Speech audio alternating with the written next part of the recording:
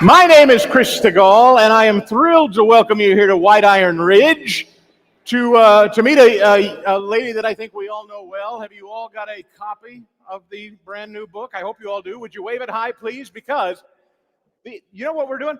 Tonight, this is a first. You guys tonight are a first for us at the Herzog Foundation. You're going to be our first live stream broadcast. That's right. So put on your, best behavior. I'm going to give you a minute to get all straightened up because we're going to go live on YouTube. We're going to go live on Twitter. We're going to go live on, or we call it X now, right? And we're going to go live on Facebook. So all going to be brought to the audience live, and you're going to be here a part of it. So I hope you'll give our guest of honor a big, big welcome. We're thrilled to have her tonight. She is a 12-time NCAA All-American swimmer. She is a 5-time SEC champion. She has founded her own center at the Leadership Institute. And now she's written a brand new bestseller, Swimming Against the Current. And she is, above and beyond everything else, a fantastic American and a tremendous advocate for you ladies. Would you please give a warm welcome to the stage, Riley Gaines. Riley.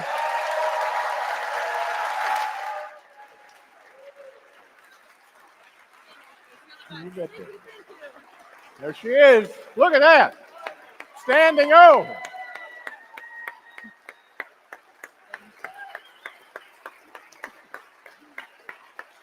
Thank you.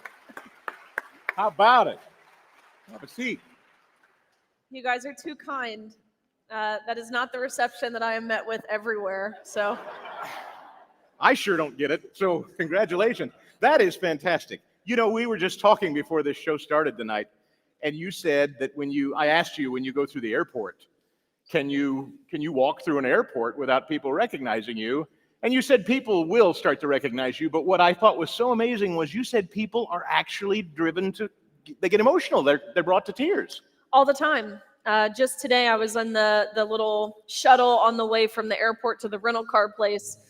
And it was a fully grown man, like a grown man in tears. And he just said, look, I'm traveling. I forget where he said he's from, but he said, I'm on my way to Iowa. We had some flight problems. And so I'm here. I rented a car. I'm driving to Iowa to meet my granddaughter for the first time. In tears, he said, that's who you're fighting for. And that's the reception that I'm met with a lot, Wow. which is moving. It makes everything worth it. It makes the arrows that you take absolutely worth it 10 times out of 10. I was doing the math on when I first met you, and it was a year after you the incident that I think everybody came to know you from was that infamous meet versus Leah Thomas. And about a year later, I met you at CPAC. And I don't know exactly the timeline, but did it take you almost a year before you decided I'm going to start speaking publicly about this? I think on a larger forum, but being at that national championships, seeing what we saw, really feeling what we felt, it took me 24 hours before I decided that I could no longer lie. I mean, I reached this point after, unfortunately, it took me being negatively impacted, where I understood that I was just as complicit in staying silent. Silence was complicity at that point. So I was just as bad as the people who were creating or enforcing these policies by I guess, listening to what they were telling us, which is to shut up. And so it didn't take me long after that it was actually the Daily Wire. They were the first ones who really gave me a platform to speak about this. So since then, which has been a little over 2 years now, it's been a whirlwind. Yeah, having kind of watched, you have become, I don't know if you thought much about it. I'm sure you didn't, but you have become sort of synonymous with this issue. Do you mind it, or are you happy about it? God must have put you here. Well, that's what he does. To be very clear, this is never something I wanted. This is never something I sought after. I'm not in this to climb any sort of political ladder. I mean, this is never a position that I wanted to be in. Never a position I imagined would be necessary to be had by me personally, or really by anyone for that matter. And so after college, I was actually in dental school to be a dentist. Actually, I was specializing in endodontics, which is root canals, weirdly enough. Oh, Uh, and so wow. to say this is like a 180 would be a total understatement. And yeah, to your point, it took me a while to come to terms with shifting my life plans. I think largely in part being an athlete, you set goals, you work to achieve those goals. I had set a goal of becoming a dentist. And so when it ultimately came up to having to make a decision, which way do you go? There was no way to continue both. I felt like I needed to justify God's calling, and so I justify it by saying I'm still working on getting to the root of the problem coming out of people's mouths. Pretty good. It's pretty good. By the way, you're our first live stream, so all the people that were too cheap to get here, you can watch. No, I'm kidding. I'm kidding. It's Bidenomics, man. That's right. Pretty good. Oh, okay. All right. So we're going there. All right. Right out the bat. What'd you expect with me, Chris? Well, while we're on it, there's a lady you might have heard of, the Vice President of the United States, who I guess has stepped in now, and she's going to run for president here. And I was going to get to this eventually, but why not now? She is. I mean, I'm already reading it. She is going to be the historic first woman president. She is all about the sisterhood, Riley Gaines. So, what's your reaction? How can you be about or for women when you can't even define what a woman is?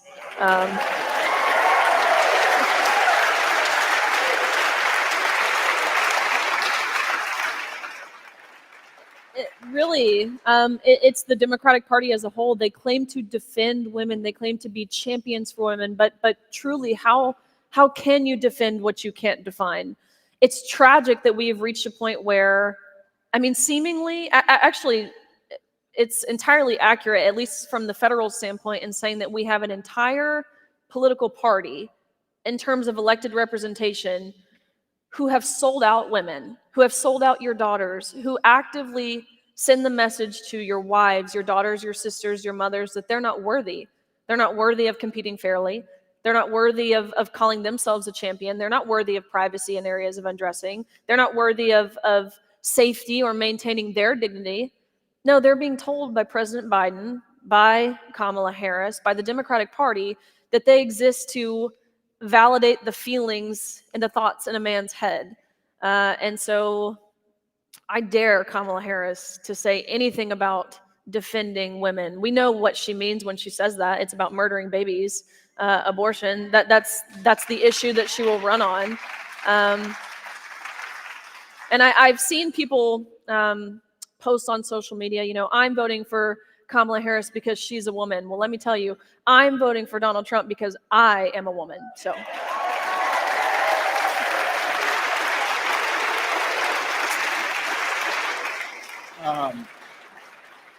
That's good stuff. By the way, I couldn't help but notice you managed to get a bit of a quote from the former president here on the back. You've got quite a list of folks here: Jordan Peterson, Tulsi Gabbard, Caitlyn Jenner, Kristi Noem, Tucker Carlson, and Donald Trump all endorse this book, ladies and gentlemen.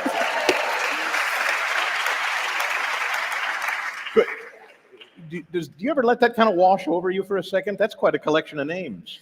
It is. Again, it's wild to think about if you kind of remove yourself from the situation and look at it holistically and realize the people I've been able to meet, the places I've been able to go, for merely saying that men and women are different. That's it. That's my whole shtick, is men and women are different. But for saying that, it blows my mind that that's considered brave. I have people all the time tell me, thank you for your bravery. How do you find the courage? I respond back with easily. It's easy to say what I'm saying. It's not hard. Everyone knows it. It's not saying anything profound or anything that makes me super wise. I promise you I'm not. I'm saying that there are two sexes and that you can't change your sex and that each sex is deserving of equal opportunity, privacy, and safety. You have been on part of the Independent Women's Forum Title IX bus tour, and I want to get into that in a little more detail in a minute. But it's interesting how this issue has cobbled together some really strange bedfellows. I've met and interviewed folks like Jennifer Say, the former Levi's executive, San Francisco resident, pretty left of center politically always. Martina Navratilova, still very left of center today. Very. But on this issue, they're not. They're in solidarity with you. And I really do wonder, how do you see this issue playing this fall, that you have some women who are traditionally pretty on the left politically, but on this issue, they break with the Democrats. Do you see that making a difference this fall? No doubt. Addressing specifically that traditionally, I mean, your traditional feminists. I'm not talking about the feminists who are undermining everything they once fought for, which is a large part of this feminist movement, women who are actively dismantling women's rights. Your traditional feminists, again, they typically are pro-choice, but they understand the necessity in having single-sex spaces and maintaining what it means to be a woman. And so what I've noticed in talking to a lot of these women, people like Martina Navratilova, they're like glitching out right now. They don't know what to do. They consider themselves politically homeless. Again, they toy with, or they go back and forth with, again, using their words here, they say there's a party who doesn't trust women to make their own decisions with their own bodies, and there's a party who says that men can become pregnant. And so they feel as if they don't know what to do. All that to say, this issue as a whole, I would say the gender ideology movement as a whole, broader than just sports, as it affects parental rights, as it affects the safeguarding of children, again, women's rights, it's a unifying issue. Every Gallup poll shows it, over 70%, and I believe that number is much higher. Over 70% of Americans agree that men cannot become women, that men should not be in women's sports. And you and I and probably everyone in this room knows there's not a lot of issues that are deemed political that over 70% of the population agrees on, but this is one of them. And this is a really intriguing point you make. I wonder, there's no way to quantify it, and I know you don't speak on behalf of every woman, but do you think this is one of those issues that might actually surpass abortion for women? I think so, and I think it should. For the premise of the debate of this ongoing issue, again, as to how it's impacting everyday people's lives, but broader than that, why I think this issue should matter to women, to men, regardless of any identity factor, regardless of if you're old or if you're young or if you're white or if you're black or if you're gay or if you're straight, regardless of any identity factor. If you have a daughter, if you don't have a daughter, this issue should matter for the mere principle of what we're being asked to do, and that's deny objective truth. There are no limits. If we have, again, an entire administration who is telling us that men can become women, that men can get pregnant, and reprimanding us if we don't, not just agree with this. I mean, it's essentially the whole 2 + 2 = 5 thing. If we don't lie about it, then we are the ones who are committing some form of hate speech or harassment. There are no limits. And I'm sorry, I won't believe a single word that comes out of your mouth on any topic. Your credibility has been entirely compromised on every single topic if you look me in the face unironically and say that a man can become pregnant. I don't believe a single word about, stop right there. I don't want to hear another thing you have to say about anything because I don't believe you. You're a liar. You're lying to yourself. Which also reminds me tonight, congratulations. You're missing the Biden step-down speech tonight. You're all here.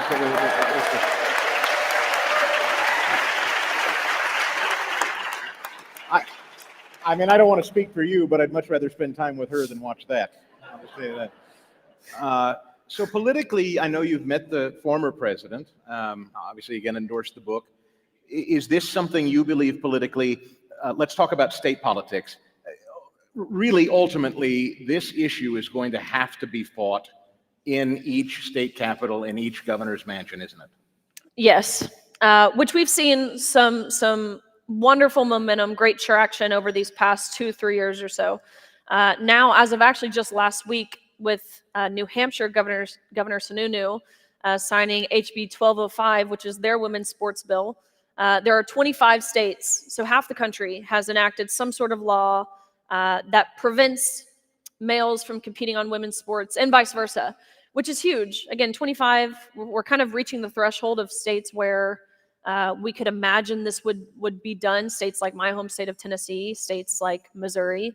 We're reaching that threshold, and so it's certainly going to be a battle to continue to add states on.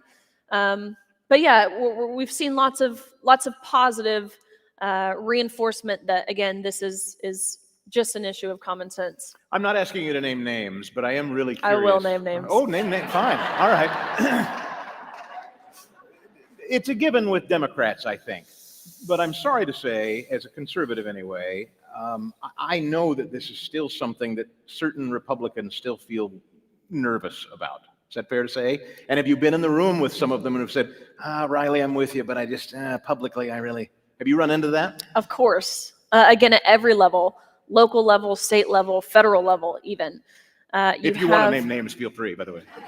I'm kidding, but I could care less to name names. Absolutely. Even in my home state of Tennessee, where my state senator, Farrell Hale, who was an elder at my church for 15 plus years, he approached me, he said, "Can I have your endorsement?" I said, "Sure." I didn't think a thing about it. I look up his voting record afterwards. I'm like, maybe I shouldn't have just agreed to that. Oh my gosh. Like, I was so shocked. He has been an elder at my church for 15 years, and his voting record, it would appear as if he didn't know him, he should have a D by his name and not an R. wow. And again, that's the case that we're seeing virtually in every state. And so we are a nation in decline, first and foremost, because we've become a godless society, but secondly, because we are governed by weak, need, morally bankrupt, spineless cowards. Um,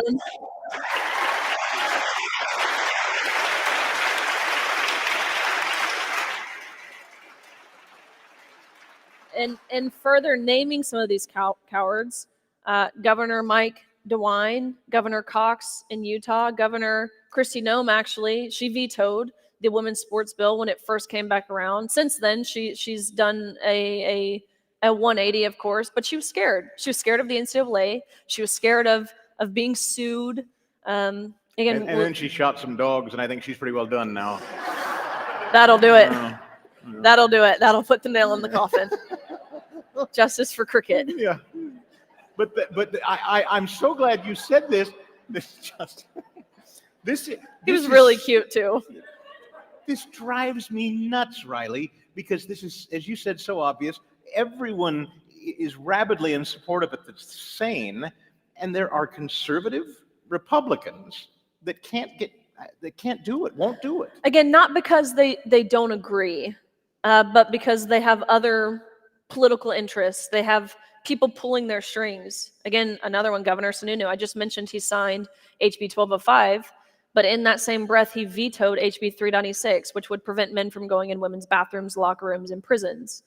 He felt like he had to compromise. He said, I called him on the phone. He said, I have to give them something. I have to give them a bone.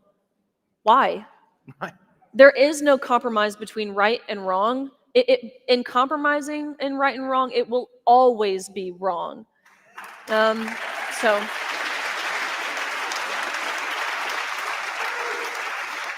not just in our government either. I think it's important to understand these activists. I think that's the best word for them.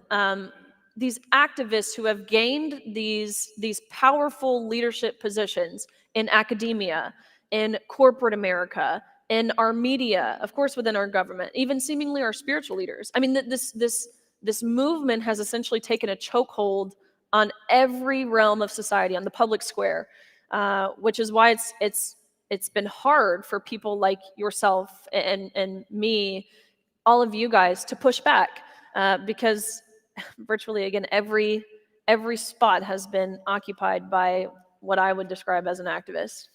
I have teenage kids, and the thing I know about them is, and I know you hear this all the time, they share our point of view on this. They were raised that way. They're Bible-believing kids, but there's a pressure there for kids, right? They don't want to be mean. They don't want to be mean. What do you say to people, kids particularly? I don't want to be mean to people. We hear this all the time, and I bought into this for a long time. When I first took this stand, before anything, I want to live a Christ-like life. I do want to embody having grace and being compassionate. Of course, never compromising on the truth, but having those things. Our Lord and Savior does so well. And he's not 50% grace, 50% truth. No, he's 100% grace, 100% truth at all times. And so I wanted to embody this. And so I believed him.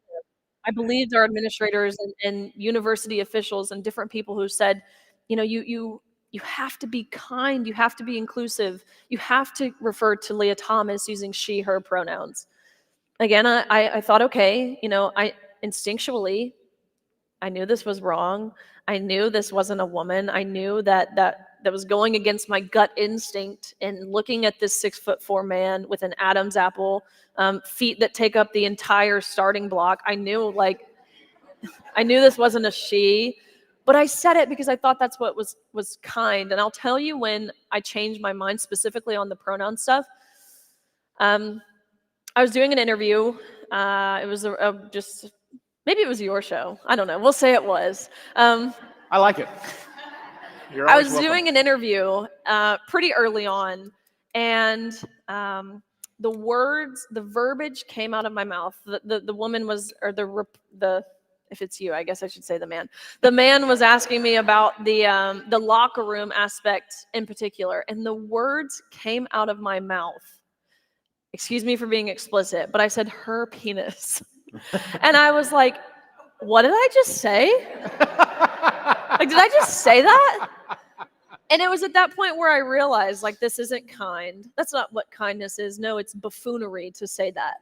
And again, it's what we've seen. We saw it with these governors I mentioned who vetoed these pieces of legislation. That's what they tell their people. They say, well, we wanted to err on the side of compassion. And what I want to tell them, what I did tell Senator Durbin, I've testified before Congress and the Senate many times. Senator Durbin, he was sitting there one day and he looked at me in this hearing setting and he said, Riley, what message are you sending to trans youth? And I said, Senator Durbin, what message are you sending to young girls? You speak of compassion. It's not compassionate to ask a young girl to undress in front of a fully grown, fully naked, fully intact man. And you speak of inclusion. It's not inclusive to ask us to smile and step aside and allow these men onto our podiums. That's not what inclusion is. No, that's exclusion. And it's exclusive to the very female athletes who the women's sporting category, and again, Title IX, was created to honor and celebrate. And so just call it what I would say and how to handle this. Again, it's important to approach this conversation with grace. I think leading with grace, but always landing with the truth. And if you look at accounts in the Bible, right, I think of 1 John, where you have the adulterous woman. It was punishable by death, those actions. And so she's standing there about to be stoned. And of course, Jesus shows up and he says, those without sin cast the first stone. And that's him leading with grace. Every account of this in the Bible, whether it's washing the feet of sinners or what have you, every account of this, Jesus ends this encounter by saying, now go and sin no more. And that's him landing with the truth. So that's it. Yeah.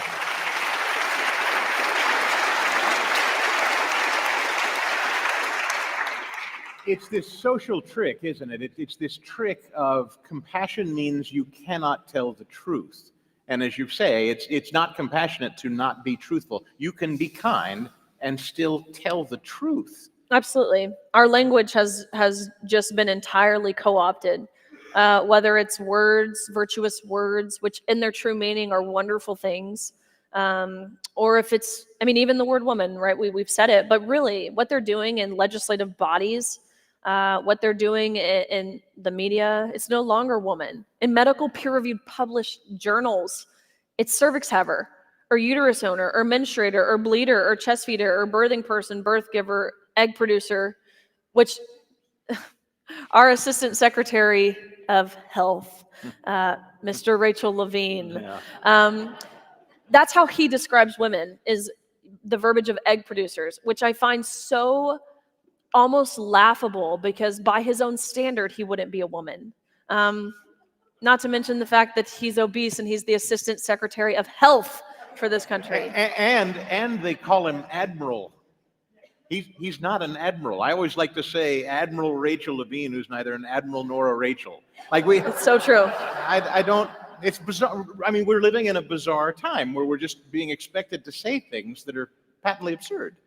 And that was a big part in the whole Rachel Levine thing. It was the Babylon Bee. This was when Twitter was still Twitter and not X yet. Of course, the Babylon Bee, if you don't know what they are, they create these hyper exaggerated satirical headlines, which now feels, I mean, I look at them, I'm like, I have to distinguish. I'm like, wait, is this one real or is this not real? Well, I don't know. There's an account now called Not the Bee, right? Yeah. Where they just put real headlines. It's Not the Bee. Yeah, but anyway. But it was surrounding Rachel Levine. It was when Rachel Levine during Women's History Month won Woman of the Year, whatever honor or title or whatever. Babylon Bee went to Twitter and posted an article that said Rachel Levine wins Man of the Year. It was so just simple, but it got them banned from Twitter. And that was the final straw in Elon Musk ultimately buying Twitter. Spending $44 billion in buying Twitter was because of this instance. And again, because of Admirable Rachel Levine. I was going to ask you about Elon Musk. Have you met him? I haven't met him. We've corresponded. I think it's amazing that we have to really, and just kind of again looking at this, it took an African American, a South African, to care more. I think he cares more about our freedoms than a lot of Americans do. And buying Twitter and of course, I mean, it makes it easier when you got a whole lot of money. Yeah. I asked because I'm sure you saw the video this week where he actually talks about losing his son to what he calls the woke mind virus. I don't know if you saw that or not. I did, and I had no idea. I had no idea Did that. you guys see this, Elon Musk, this week? Yeah, he said his son is effectively now calling himself a girl, I guess. But it was heartbreaking Yes. in watching this. And again, it goes to show you could have all the money in the world.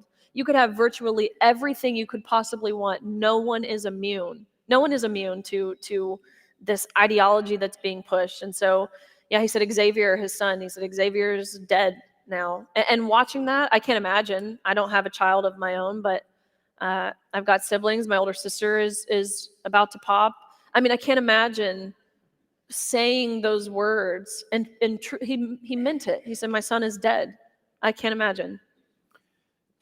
Do you hear from people who say, Riley, I've lost my son or I've lost my daughter to this?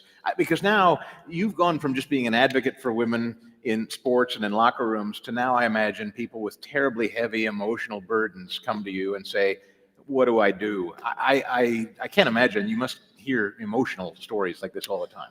All the time, which is why I care so fiercely and so passionately. Because it's not about me anymore. I'm done competing.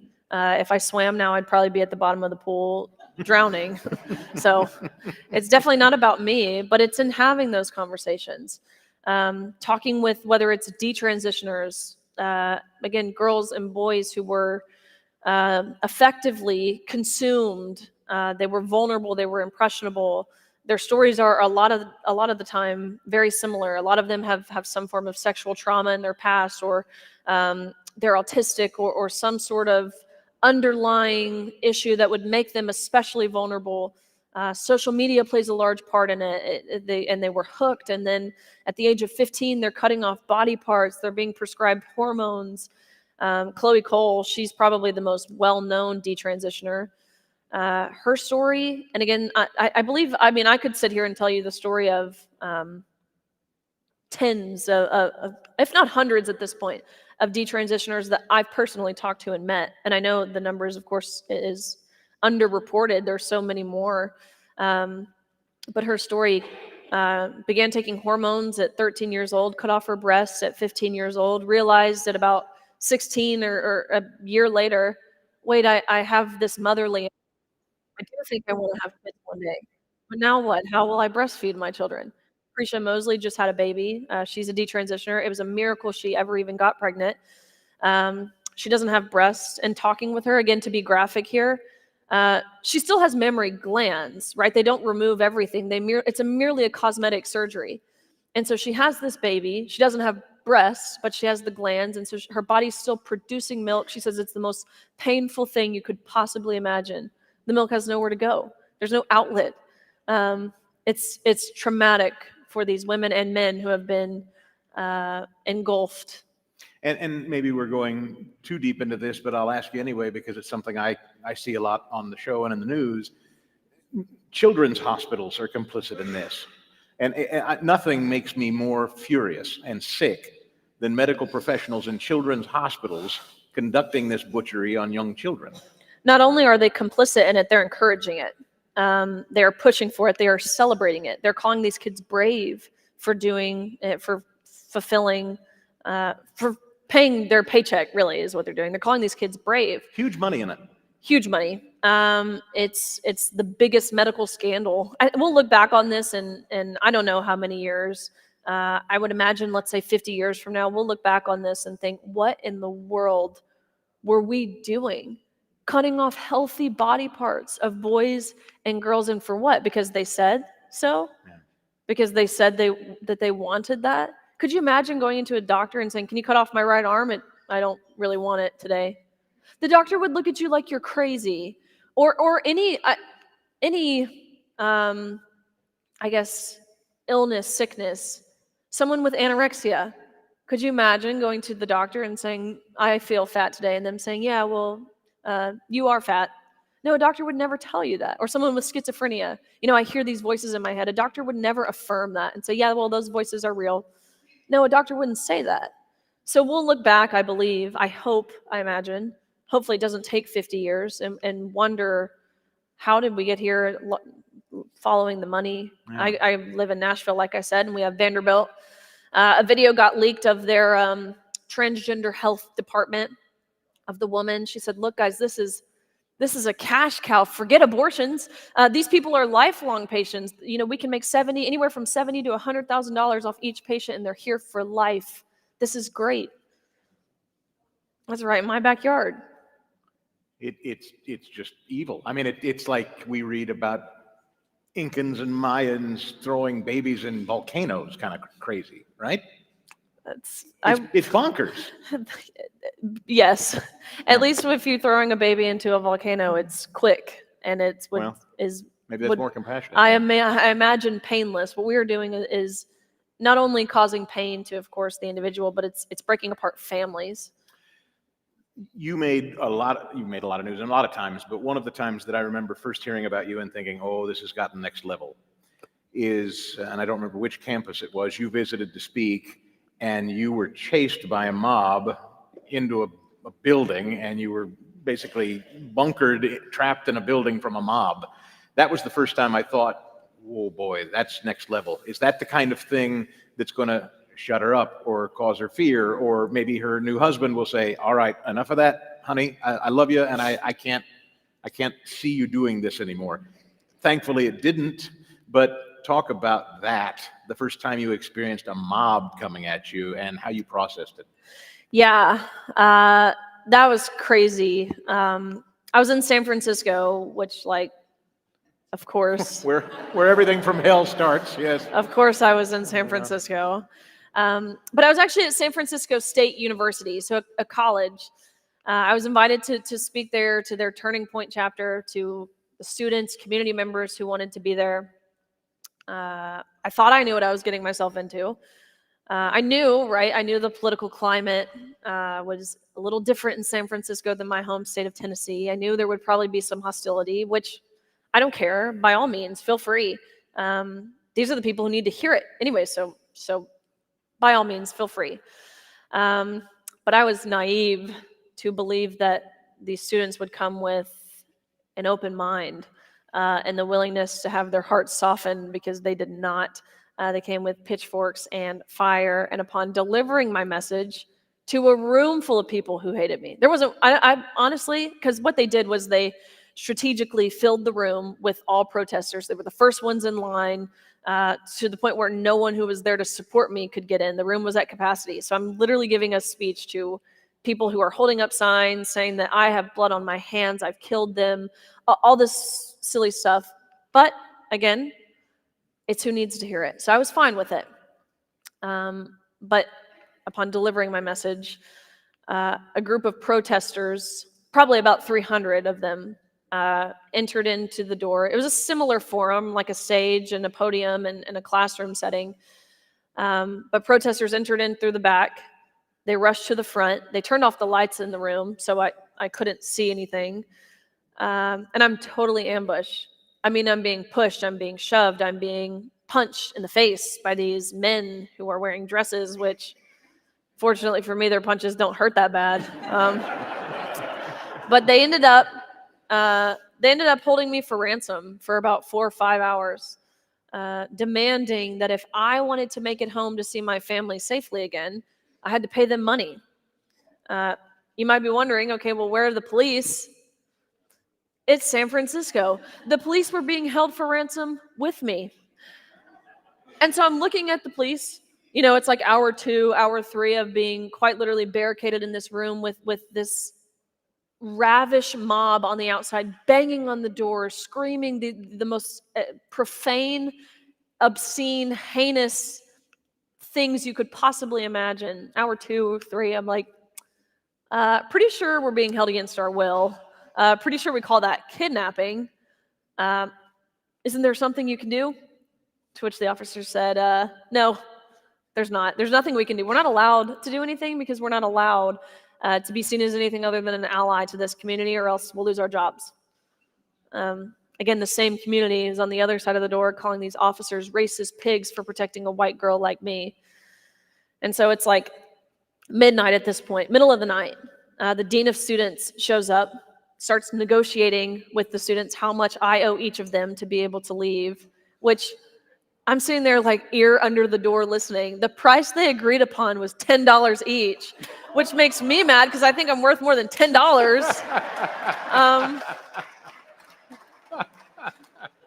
But anyways, after again several hours, I was able to get out of this room, not because the protesters dispersed. About 40 other officers had to come, form a diamond around me, essentially fed me to the wolves afterwards. They were just like, here, you're out of the building now, not our problem. There was no police escort making sure I got anywhere safely.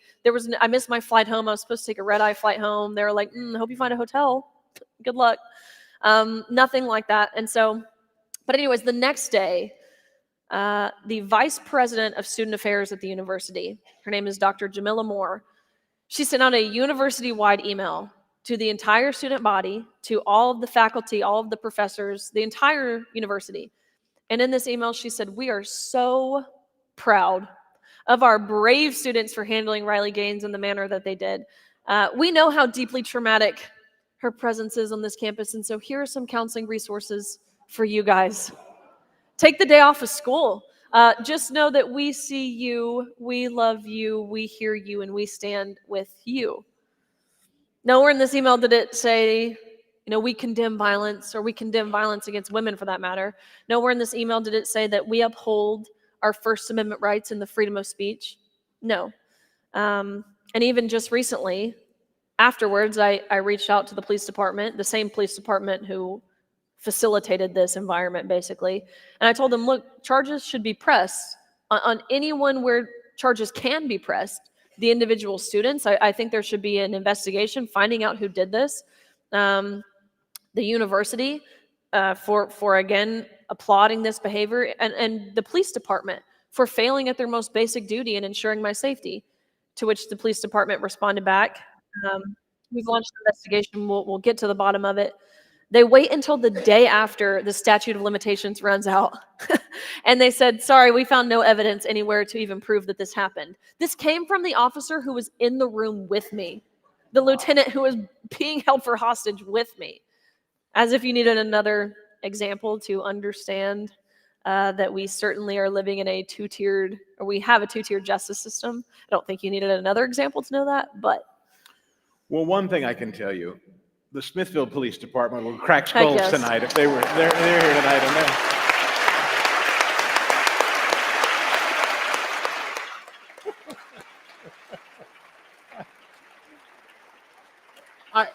I don't know if the Smithville Chamber of Commerce would appreciate me saying that, but it's true. Anyway. And God bless our law enforcement. Yeah. Truly. That's what bravery really is. So thank you.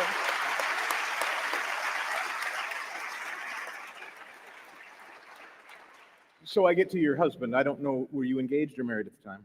I was married. Okay, so this fascinates me, and I've asked you this on the show before. He's a new husband. and his new wife is barricaded in a radical college classroom for hours, I am sure the conversation went something like, "That'll be the last time that happens." He stands no chance with me. That's kind of how it went. He's like, Riley, you can't keep putting yourself in these positions. And I said, Louis, whatever. Yes, I can, and I will. So, God bless him. He's adorable. He's now go so sit cute. down. Yeah, have a seat. But in all sincerity, does he? I mean, I'm sure that's unnerving for him, isn't it? No, definitely. It is.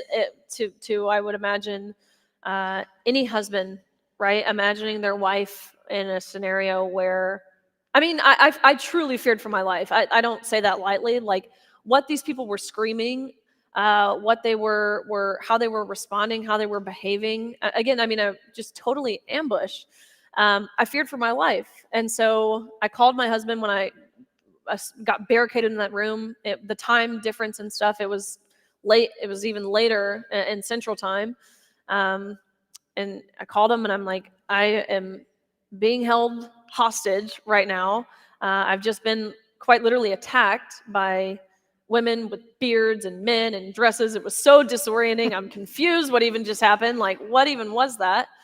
It was really, yeah, he was not overly enthused. And my dad, right? Oh my God. My dad, who I Your would have. dad's a big man, isn't he? He's a pretty big He guy. used to be really muscular, right? Yeah. He was a NFL player, and now he's kind of just fat. But he used to be. He's He's on my same training schedule. Yeah. But he is. He's my dad doesn't play around. I mean, I would imagine how a lot of dads in this room would respond. When I called my dad even initially and told my dad, he's in our locker room, Dad. He said, I'm coming down there. I'm going to handle this, Riley. And I said, Dad, no. You'll be in an orange jumpsuit. He really would be. And so I'm like, I've got it. We already have one man in the locker room. We don't need two. But yeah, both my parents, they fear for my safety too. Isn't that the point, though? You just said something so important, and I've heard you say it before, and I'm sorry to say it, and I'm not going to speak on behalf of all men, but this conversation that you've championed for women, if we men can't take the lead on it, then I'm not sure what kind of men we are. I'm still wondering that. It's sad that it takes in this case of Leah Thomas, right? Will Thomas. It took a 21-year-old girl who had no idea. I didn't know what resources exist. I didn't know how to talk about this issue. I didn't know what support was out there. Every single coach, every single athletic director, every single person at the NCAA level. I mean, I trusted them. I think that was the hardest part for me, really, is I felt just entirely betrayed. I loved them. I loved this organization. I loved being a college athlete. I loved being able to say that proudly. I would say I'm an NCAA athlete. I've accomplished some great things at my university. I'm a proud Kentucky Wildcat. Every single person at that university failed me. And you spoke to them. You spoke personally, privately to coaches, male and female, I would assume? Of course, and they all agree. Privately, they agreed. Privately, through winks and whispers, and they would say, keep going, keep fighting, keep pushing, as if they're not the ones I'm fighting, honestly. And I did. I have a wonderful coach at Kentucky who was incredibly supportive of me. My athletic director at Kentucky, he's been the AD for 20 plus years. He is a phenomenal person. He's a strong Christian. He leads by example for the most part. He never necessarily, I guess, denounced what I was doing, but just wasn't there for that push of support. I will say I called him after and I said, hey, this is what's happening. This is how we feel. I never wanted to paint my university in a bad light, and that's what they told us we would be doing if we spoke about it. And so I asked him, Mitch, how do you feel if I take a public stand and acknowledging that this is wrong? And he said, Riley, I love you. I support you. I'll never forget, he says, stay true to your convictions, speak your heart, and don't worry about this university because we're behind you. But that's kind of where the buck stopped, I guess. When did you know you had kind of become a thing? I still don't really know if I'm a thing. Sure, you're a thing. These people think you're a thing, don't you?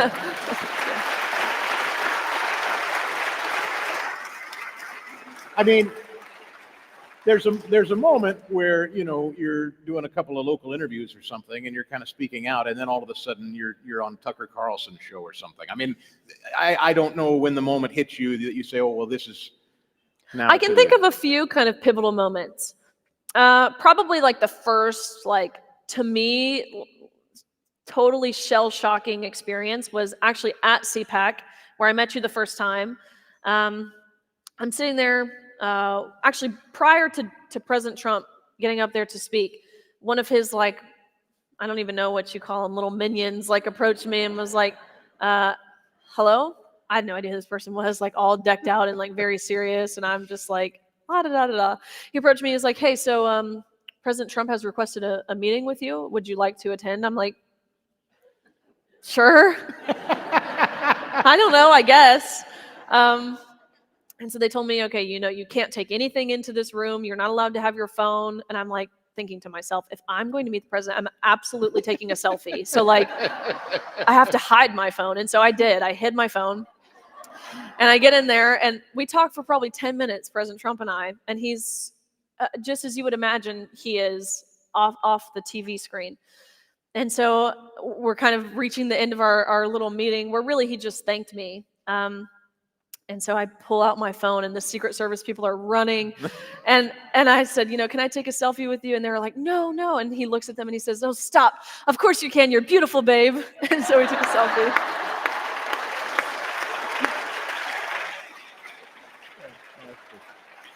So we took a selfie. But then he got up to speak. His speech was pretty much right after that. And so he had saved me. He's like, I've got you a seat, like, kind of in the front if you want to stick around and watch. And so I'm sitting there watching his speech, and he's going through, you know, totally off script and talking for hours, as we just saw at the RNC. But he starts talking about the women's sports issue, and he says, you know, describing comically this scenario where there's this swimmer and she's next to the lane with the man in it, and his wingspan is so long that she's getting windburn on her face. And so then he says, and Riley, get up here, get on this stage in front of thousands of people. I was TV. not on live TV. I was not prepared. I didn't know. Secret Service is looking at him like, we don't just let people on the stage. Like, she can't come up here. And again, he's looking at them. Yes, she can. So I'm walking up on the stage. She's like, say a few words. And I'm like, not knowing what to say. So that was kind of a long, like, but that was a pretty cool moment for me, where it was like, whoa, the former and the rightful and the future president knows who I am.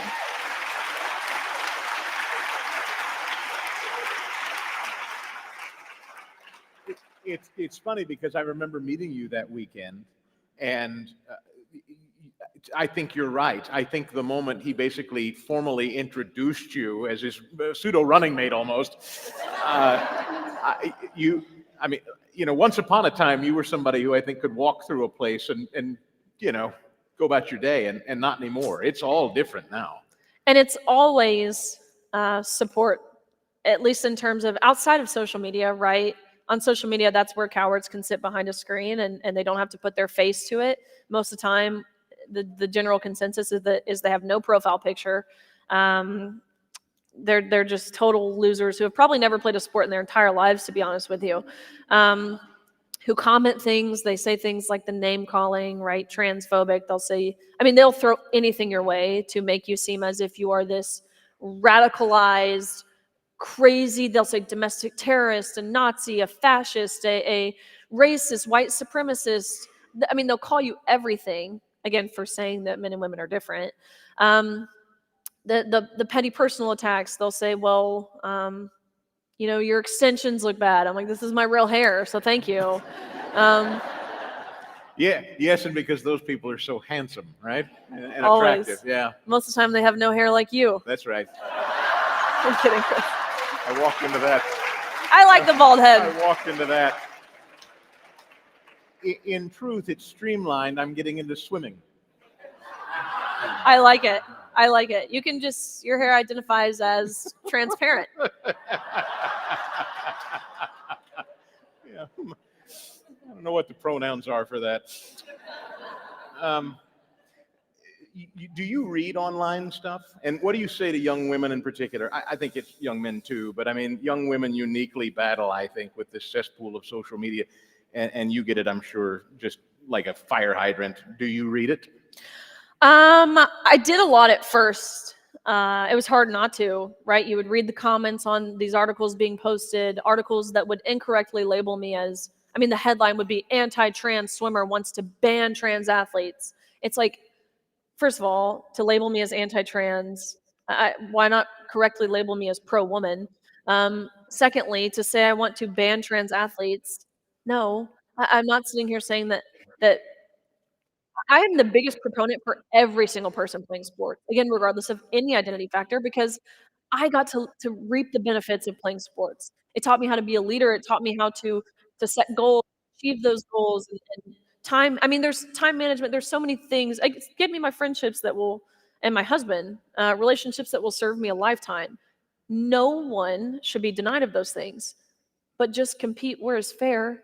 Well, where is safe, number one, and where is fair, number two. I don't understand how that's overly controversial. But anyways, I would read the comments on these misleading news pieces, and it was hard at first. I think the hardest comment for me to read was, she says she's a Christian. This isn't how Christ would respond. Our God loves all. And I really, I had a hard time with this at first because I knew that. I knew we have a God who loves all. And so it was like an internal battle because, again, before anything, I want to live a Christ-like life. And so it was like, am I doing the right thing biblically and morally and spreading his word and his message and his gospel? Am I doing that?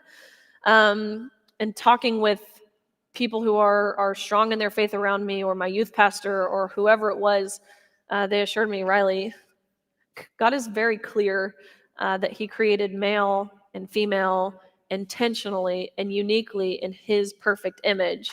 And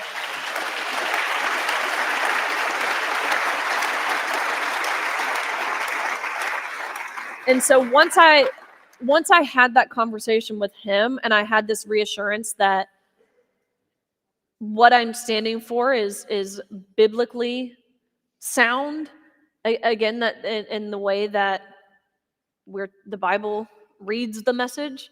I didn't care about any other comment I received after that day.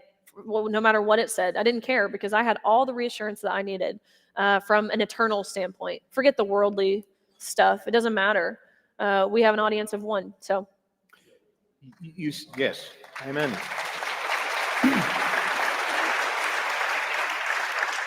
You said something interesting about churches, and I think that this is a huge issue. Never mind coaches, never mind dads and men. If our houses of worship aren't able to take a stand on this stuff, who will? And I'm sure you've run into that. All the time. It's been tragic to witness over these past maybe 5-6 years. I think COVID kind of expedited a lot of this stuff too. To see, I mean, you have whole denominations that are just splitting, right? Like the Catholic Church has like seemingly split. The Methodist Church has split. And you have this one side that stands firm on again, the Bible. And then you have another side who has become radicalized. You see churches with pride flags outside of them. And it breaks my heart. But we really shouldn't be surprised because, again, if you've spent time in Scripture, we're told that this will happen. Paul tells us. He tells us we'll reach a point, these spiritual battles will intensify, and dark will be seen as light, and bitter will be seen as sweet, and evil will be seen as moral. And it's undeniable that that's not where we're at now. And look, that's not me saying that I think that someone who identifies as trans is evil. No, I don't think that. But deception is evil. Manipulation is evil. Lying and affirming something that is not true, affirming a delusion, that's evil. And who's the father of lies? Who moves through deceit and in darkness? Satan does. So again, in understanding that, the Bible tells us we will have the leaders that we deserve. So I think in our weak leadership now, it's because we are a morally depraved society. So it shouldn't shock us. If it does shock you, you probably haven't been paying attention to society around you, or again, what our Bible says. Talk to me about being called to Capitol Hill and testifying before Congress. What is that experience? I remember watching a particular exchange where and I don't remember who it was, and I don't even really care. You can name them, I'm sure. Some snarky politician said something about... Summer Lee. Who was it? Representative Summer Lee. Summer Lee from Pennsylvania. Democrat. Yeah. One of the squad members. Yeah, you remember better than me. So tell everybody what she said to you, because I remember mostly what the tone of it was. And oh man, if ever I wanted to reach through a screen, it was just so ridiculous. I mean, the way people talk about you to your face, about your sport, it's absurd. That it is. As I said, I've had the misfortune, I'll call it that because it is a misfortune, having to go to DC, testify before Congress and the Senate many times now. And at first, when I first got that initial hey, we want you to testify, it was the first hearing I testified before was violence among left-leaning protesters. And I was like, oh my gosh, I'm so scared. I don't know what this is going to be like or what they're going to ask me. I was so intimidated. And within 5 minutes of sitting on the other side of the table, I was like, why was I intimidated? These people are stupid. I'm like,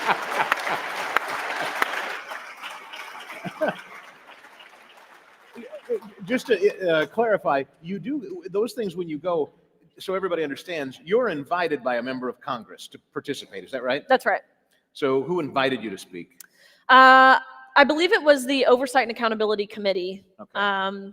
Of course, the House is still has majority of Republicans. So they typically get to conduct the hearings. And so they've asked me to come several times now. But the exchange you're talking about. Yep. I was there ultimately to urge the Biden administration to halt with their illegal administrative rewrite of Title IX, which they did not listen to my pleas. But I was sitting there. It was the ranking member of the committee, Representative Lee. It was supposed to be Representative Porter, Katie Porter. I think she was so scared of me that she didn't show up because she'd gone on Piers Morgan a couple days before I was going down there and said that she didn't agree with a single thing I said, and I'm this grifter, and I'm just trying to make money and this and this and all this crazy stuff, saying that, but then went on to, in the next breath, praise Dylan Mulvaney for how brave he is. Whatever. And so I saw her in DC, make eye contact with her. She pulls out her phone and acts like she's on the phone. And I'm like, there's no way I'm letting that work. That's the oldest trick in the book. And so I approach her and I said, Representative Porter, I know who you are. I believe you know who I am because I just saw what you said on national television about me. Would you like to talk about it? And she said, congratulations on being a competitor, and ran from me. So she didn't show up to the hearing, but Summer Lee did. That she filled her spot as ranking member. Anyways, in her opening statement, she says the first words that come out of her mouth, she says that I can't believe I'm forced to sit here and listen to her transphobic bigotry. And it broke my heart. I didn't feel mad. I didn't feel angry. I didn't feel frustrated.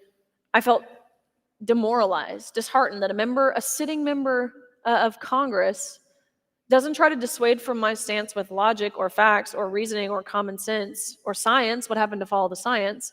No, instead resorts to name calling. And so it's my turn to read my testimony, and I read it, I conclude it. I didn't even mean to say this last sentence. It accidentally just came out of my mouth. But I looked at her and I said, Representative Lee, if my testimony, the testimony that you just heard, if that makes me transphobic, then understand, by your own logic, your opening statement makes you a misogynist, which sent the hearing into a tailspin. It was as if she had never accurately heard the word misogynist used in a sentence before. Yeah. Her staff comes running over, her counsel comes running over, they're pulling up their phones. Yeah. I literally think they looked up the definition. Right. Because about 60 seconds later, she raises her hand and she says, I want her words removed from the record on the grounds of engaging in personalities, which Marjorie Taylor Greene was not hearing. And so she buzzes in and she says, I would call a man posing as a woman someone who's engaging in personalities. And then it's like the Jerry Springer show. And I'm like, oh gosh, what have I done? People are like jumping over tables and like, but let it be known, congressional record, there were no grounds to have my words removed, so congressional record still stands. She is, in fact, a misogynist. And someone actually sent me her Wikipedia page the other day, and at the very bottom of it, it says, as of whatever day, Summer Lee is a misogynist. I think it's so funny. So.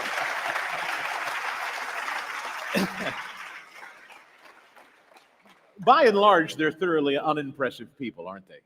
The lot of them. That goes for there's definitely some good people down there. And that's what I wanted to ask you. Who are the good ones? Who really stands out in elected office as standouts in your mind? And maybe not even on your issue, but maybe also your issue. I will say, in my experience, Congressman Burchett, he's a congressman from Tennessee, from the Knoxville area, which I hate Knoxville. I think Orange is ugly and Rocky Top is annoying. So it causes me pain to say that he's a good one, but he's a good one. Senator Blackburn, again, of Tennessee, she's one of the good ones. Representative Mary Miller of Illinois. Senator Hawley, you guys are fortunate.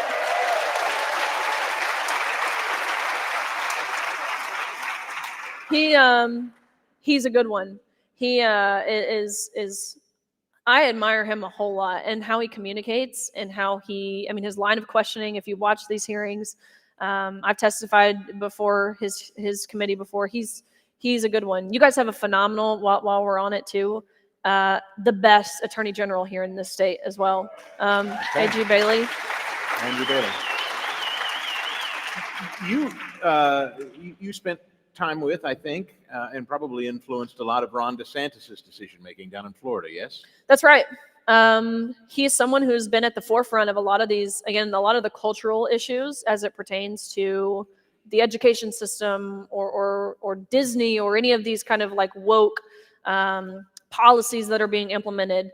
And so he was someone who we got connected pretty early on, and they're doing things right down in Florida. How'd you read him? What was your experience with Ron DeSantis? Is he? I mean, I'm sure that he is. I've not met him. Do you feel him sincere about these issues that you care about? Definitely. I think he's very sincere. He's very different from President Trump, obviously, in the way that President Trump is very charismatic, very entertaining in the way that he speaks and the way that he shuts down the other side, which I believe there's value to. I mean, I can see there's value to how both of these men conducted themselves.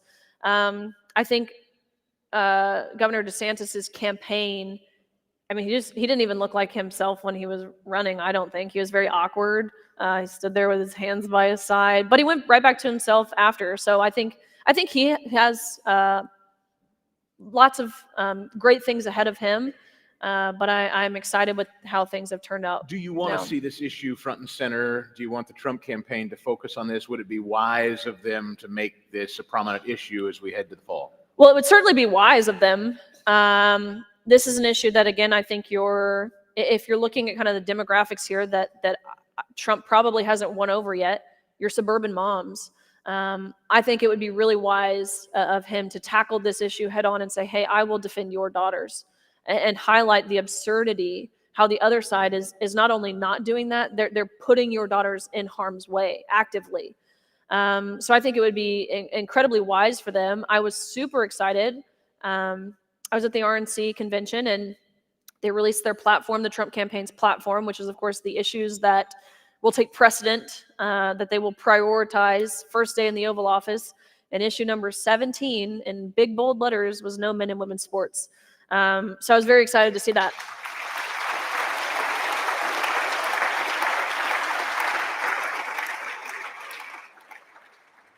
I could keep you here all night, and I know you need to go, but I guess I would ask you, it sounds like an entrance interview or something.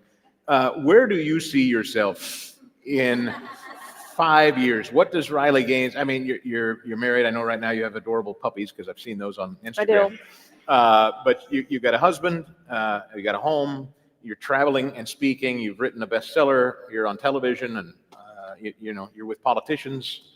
But I would imagine at some point, I guess I shouldn't presume it, but I would assume at some point maybe you're talking about a family. Definitely. And then what? Is this side of you set aside, or do you imagine doing that in tandem?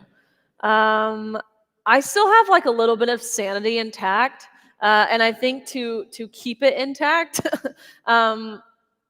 we need good people in powerful positions, right? We need good people down in or up in DC. We need people who are, again, just morally sound, who understand what's at stake, who understand what it takes to kind of combat. I mean, to perform damage control, really, of what the Biden administration we've seen over these past 4 years. And God bless those people, but they're not sane. They're not sane at all.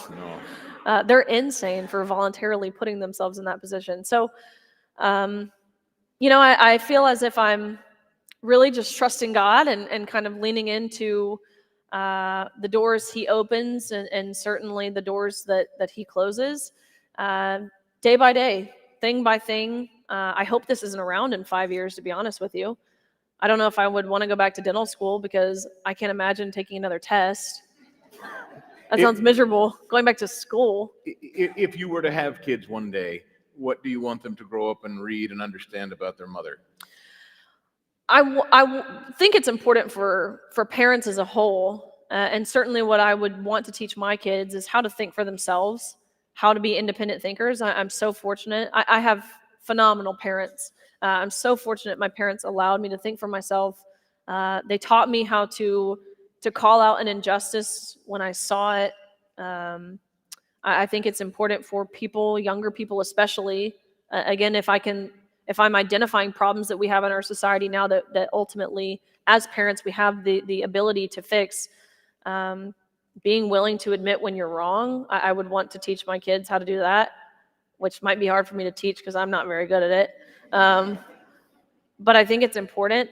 And having civil discourse, which is, that seems like a thing of the past, being able to engage. You're modest, but they'll read about you someday. They'll get online someday and they'll read about Mom.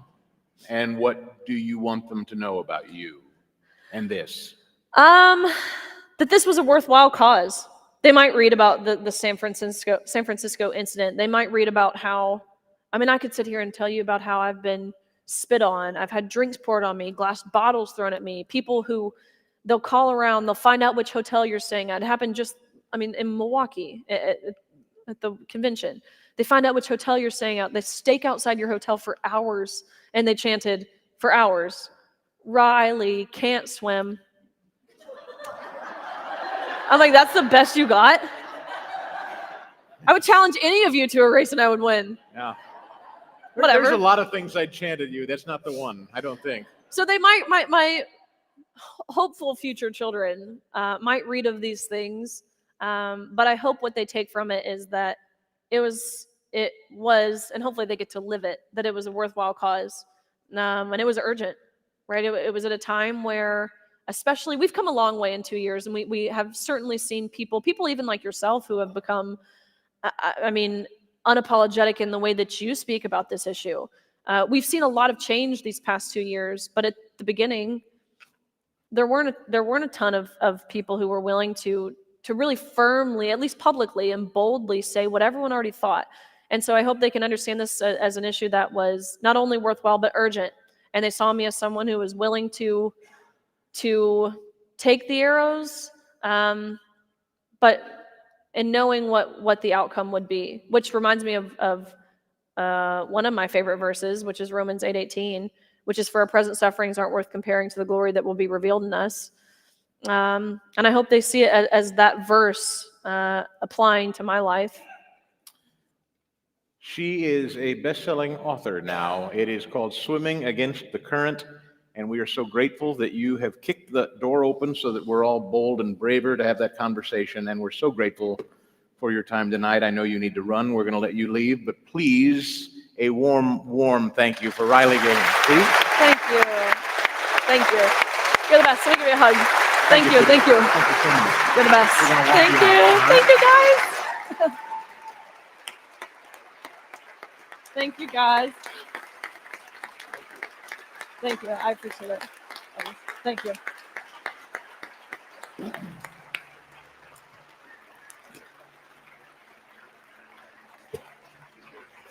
Well, that was fun. Meanwhile, ladies and gentlemen, that concludes our evening. I want to thank each and every thank one of you ya. for making the Thank trip you, out thank here ya. tonight. And on behalf all of all of crazy us at the stuff, huh? Herzog Foundation, Can you believe I it? hope you'll check out what we're doing, all of us, in the hope that you'll embrace and explore alternatives to public education out there and this madness that Riley and I have been talking about in Christ-centered K through 12 Christian education.